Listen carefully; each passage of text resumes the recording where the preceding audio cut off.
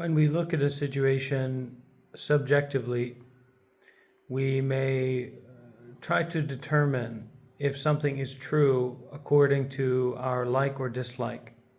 If it is pleasurable or pleasant or ideal, then we can say that it is true or not worrisome, not something to make a problem about. Because if something is true, we don't need to make a problem about it. We don't necessarily need to think about it, right? In the case that something is unpleasant, painful, wrong, not ideal, now this is a problem. Now this is something that we need to figure out or to solve or to make a decision about. You don't need to make a decision about the truth. The truth is just the truth.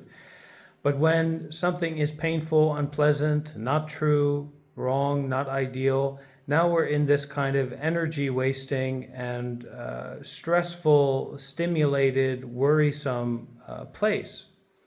So the answer for that is to stop thinking about the truth in terms of duality. Stop thinking about reality in terms of dualism or in terms of good and bad, right and wrong, self and other, etc. And so when it comes to what is true, when it comes to what is pleasurable, when it comes to what is painful, be aware of it and detach from that. It means that you've become aware that something is pleasant, you've picked it up, and then you put it down. That is mindfulness and detachment. Now, concerned with an objective perspective, well, there are a lot of different objective perspectives, but let's take a scientific one. Scientifically, separation is conditional or contrived or assumed up or made up, so that evolution takes place within everything. Or a giraffe is an expression of the earth. You and I are expressions of the earth, and the notion of a duality or a separation between you, me, the earth is arbitrary, actually. Now, in this case, there's nowhere to go. There's nothing to do. There's no one to be. There's nothing to change.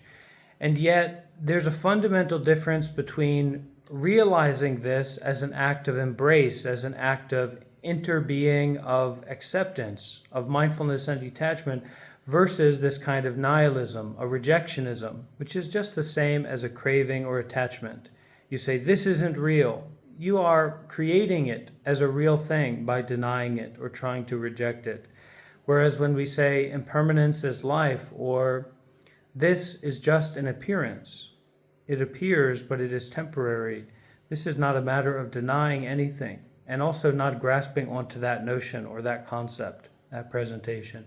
So a few words of the Dharma for my dear friends of this Sangha. Please leave a comment down below. Let me know what you thought about this. And please, when you watch these videos, say hello, leave a comment. It's good to feel the connection point here and the presence of the community in these who watch this. I don't know, does anyone actually watch this? I don't know, because people so often don't leave a comment and say, hey, I'm watching this, and I'm such and such a person. So leave your questions down below, leave your criticisms down below, and leave your praises down below. Namaste, and I'll be releasing the first ever monk life meditation vlog in the next few days in high HD. So see you soon from Bodh Gaya, India. Bye-bye.